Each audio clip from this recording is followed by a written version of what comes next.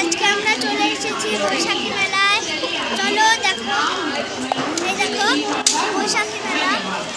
ঠাকুরডাঙ্গা দেখা যাচ্ছে, কত দোকান বসেছে।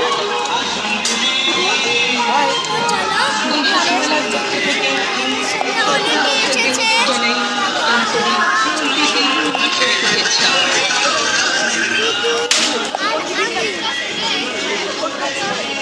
তো আমরা সবাই মিলে এখন যাচ্ছি মেলার ভেতর দিকে।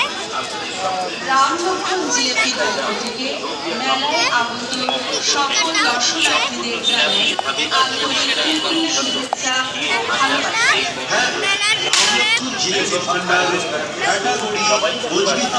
আনন্দ সংবাদ মেলাটা তোমাদের আমরা